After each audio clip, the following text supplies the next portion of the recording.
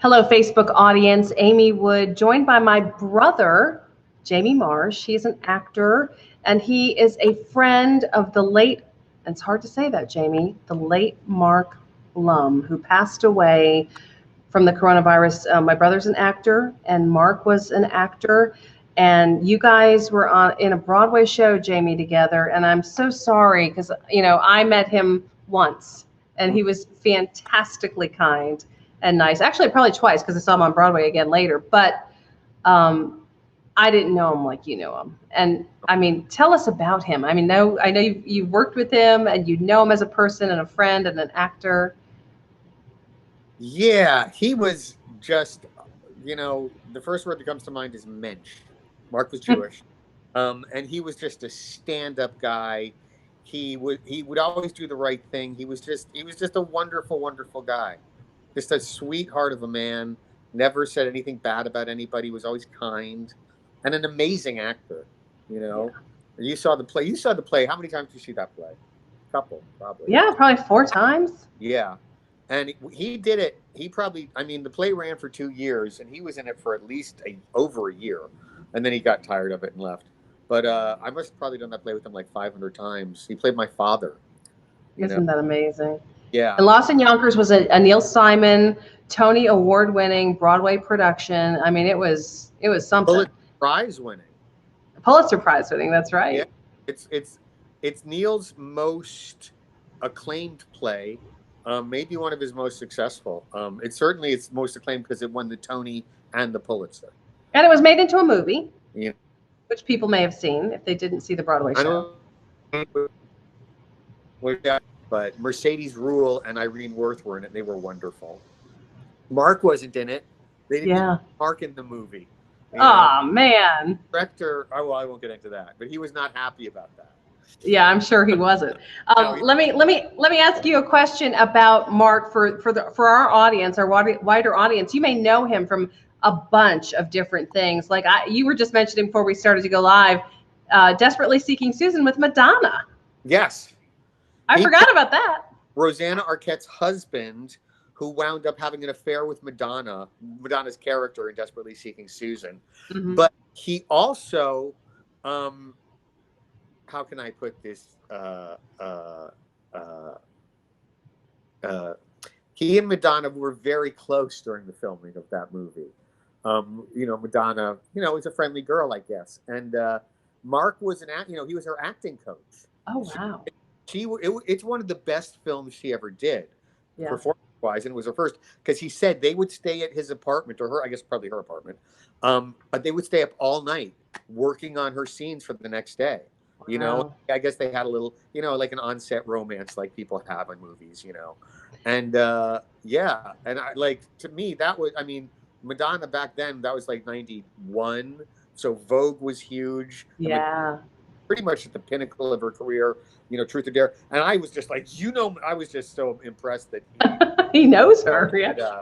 Known Madonna, can we say, without saying. Has she posted about his passing? She did. She posted something on her Instagram or Twitter, and she posted a picture of them where they're sitting on a bed, like laying back to back, like he's laying like this and she's laying like this, and they're passing a joint back and forth. Oops. Okay. And he actually gave me a signed picture of that. He's like, really? Yeah, because he knew I was. And I have it at home. I wish I could have it. I still. Yeah. That is so amazing. We have. Yeah. I'm afraid to put this picture up because I'm afraid it might interrupt our audio, but I'm going to put it up anyway. And if it does interrupt our audio, I'll just pull us back in afterward. But this is a picture of myself with Jamie and Mark at a opening of the Lost in Yonkers show. It was at Winston-Salem. This was at the North Carolina School of the Arts. Not there, but this was the hotel that's like across. It was like, I don't know, what was it, like a Marriott? Yeah. You stayed. I don't know, but I'm going to put this up and we're going to try to talk over, but I don't know if it'll continue to take our audio or not. But here's the picture, just so you can see all of us together. And my mother is in that shot to the left of me. I'm in the front row there. And you can see somebody else in that shot too. Yeah, there is. Kevin Spacey's in that shot because Kevin was in the show. You see Kevin with Mark's. Kevin's got his arm around Mark, and then Jamie is right there to the left of Kevin. Yeah, Kevin. Yeah, that's a whole nother story that we won't get into today. No, let's not. All right, so let me pull back us again. So I'll put you back on. I will say this: Mark was never a big Kevin Spacey fan. Interesting. Yeah, that's all I'll say. Kevin had a reputation even before he started Lost in Yonkers. But yeah, but Mark, you know, if you remember that play, he played Pop, and he was in the first act, and basically he had a job that an actor is. It's like he was the workhorse of the play because he came on, and he basically did a 10-minute monologue that was all what we call exposition, where he's like, you know, he's like, you're not gonna believe what happened, son. You know, your mom had cancer, and I borrowed money from a loan shark, and we have to pay the money back to the loan shark. And the world goes, now we're at war, so now I can sell scrap iron, and you're gonna have to live with your grandmother. You know, and it was like this whole 10-minute build up to that. And you know, I mean, that's to do exposition like that 8 times a week. You know, and make it real, make it riveting. You know, a lot of times people would phone in, oh, I got to go to your grandmother. You know, they just sort of like do it by rote. You know, he never did.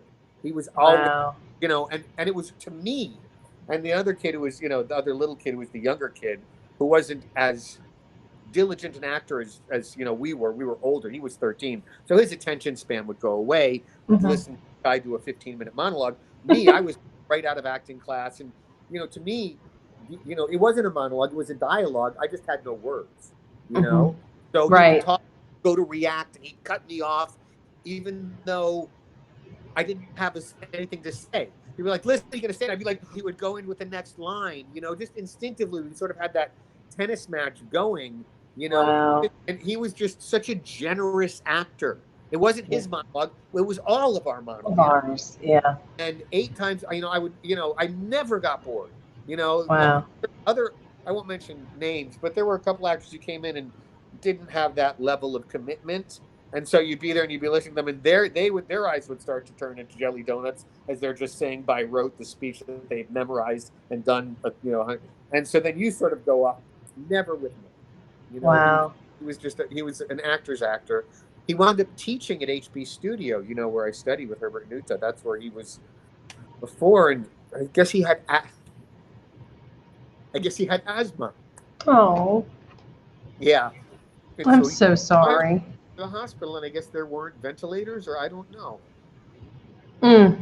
Yeah. Well, and this thing can turn on people, right? I mean, that's the thing that happens with this coronavirus. And this is the first person I'm in any way personally connected to. I'm sure, is that the same for you?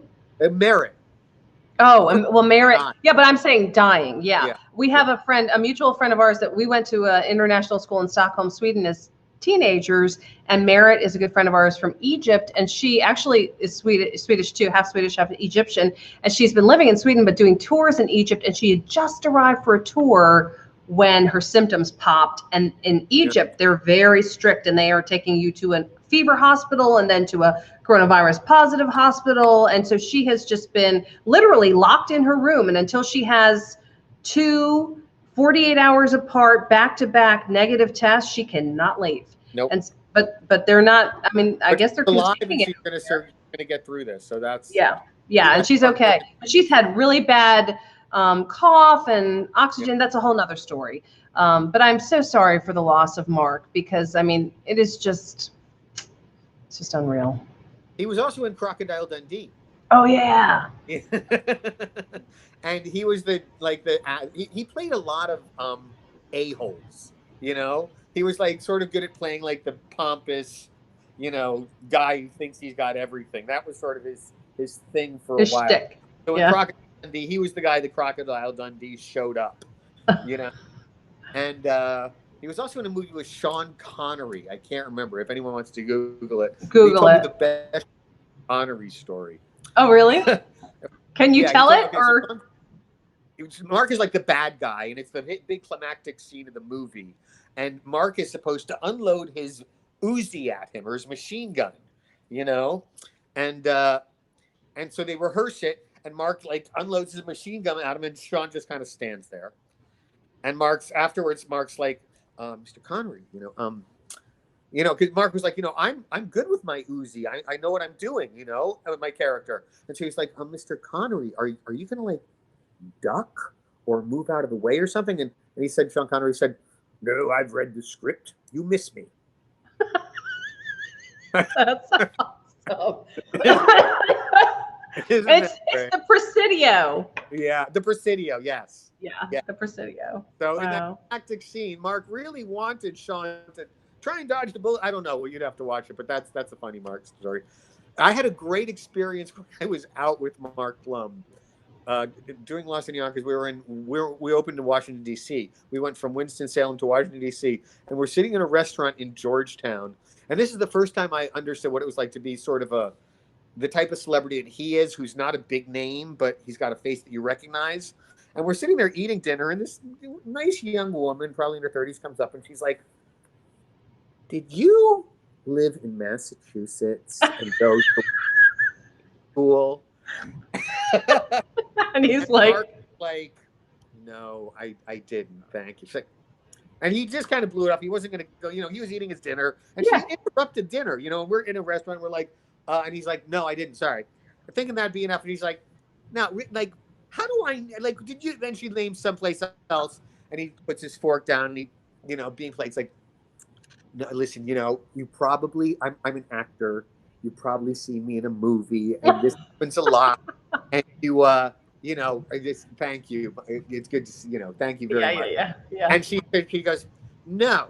Did you? I mean, did you ever go to school? And she kept she going. wouldn't take it. He wouldn't stop. And he's like, the only time I see him, he's like, she's like, "No, okay, where are you from?" He's just like, "New Jersey. Could you please just leave me alone?" That's great. And I remember they're like, "Well, that's great that she recognized you, but that is kind of annoying, So that was the first time I got my taste of what a little bit of fame can be like. Yeah. And he handled it really well, but you could tell he was like, "Oh, this happens all." Oh, the guy in Crocodile Dundee, who, whatever. So much. Oh. Yeah. He was a good friend, I'm sure. He was great. I mean, we were friends for 2 years. We would go to Joe Allen's, Oh, I remember Joe Allen's, yeah. Yeah. And he would have a Cobb salad. He was always dieting, waiter, always watching your weight. You can't eat too much. And he would have 2 Dewar's and soda. Oh. And I would be drinking beer, and I'd be having I was like a kid at 125 pounds. I could drink whatever I wanted. So one beer I had, like, "Come on, let's have a third." He'd be like, "Nope, 2, that's all I can have." Disciplined, measured. He was very disciplined. Yeah. And Dewar's and soda, and he had his Cobb salad. And that woman picture with us was his girlfriend Jan. Oh. Yeah. Who did? Yeah. And he has. What other fun stories can I tell you? Like, I don't even know. Wow. Yeah. Well, I'm sorry. I hope people, right now everyone has time to do things. Yeah. So go on IMDb or Google his name and look up some movies and watch Mark Blum this weekend. Yeah, he was Sopranos. That's right. There's the Mozart or something by the Sea or something, that show, or he's constantly working. He was at Playwright. Yeah. Oh, it's just so sad. It is so sad. Do you know how old he was? I didn't pay attention. 59. Wow. Yeah. Man, that's a loss. But it was the asthma, and I don't know if you've heard about not taking Tylenol. Have you heard? Or no, ibuprofen. I think it is. They're saying. Ibuprofen. Tylenol is ibuprofen, isn't it? No, totally different. Tylenol is Tylenol, and ibuprofen is ibuprofen. Oh. It's Tylenol is acetaminophen. Okay, there you go. What's ibuprofen? Ibuprofen's like Advil, Aleve, things like that. Okay, because I was taking Tylenol because I had a toothache, and then I'm like, I can't take it. Well, and there's differing reports on that, but out of an abundance of caution, if you wanted to be super careful, I mean, you shouldn't be taking aspirin every day anyway, unless you have some issue or problem going on. No, I'm taking vitamin C every hour. I'm taking my temperature every 3 anytime. It's terrible because the weather's changing or whatever, and you're like, oh no. Oh my gosh! Let me take my temperature. That's true. I mean, I have allergies, seasonal allergies. Yeah. I didn't feel like I had them that much up north, but once I moved to the south, it is definitely more of a thing. And my seasonal allergies right now are kicking up, and I'm not feeling great. So I'm feeling kind of tired and fatigued. And I'm like, is it the allergies? Is it, you start to wonder that, and every time I've been coughing a little bit, but it's because of my allergies and the pollen in the air right now. But it confuses everything for people, which is, no fun. Bedford Hills, where we grew up, the school that we went to elementary school with is like 2 miles down the street. And I forgot why I loved California so much, because it's a desert. Yeah. Not a lot of pollen. You know, it's spring is springing, but there's a lot of Yeah. So, anyway. Well, thank you for talking about your friend. Yeah. And helping us hear some fun stories about Mark and his career. Bottom line, we all have our careers and stuff, but we're all people in the end. And it's nice to know. It's all nice to know that he was a good person. He was a great person. Yeah. Anyway, I love you, honey. I love you too. Miss you. Stay safe and healthy. All right. Bye. Say hi to everybody for me. I will. Bye.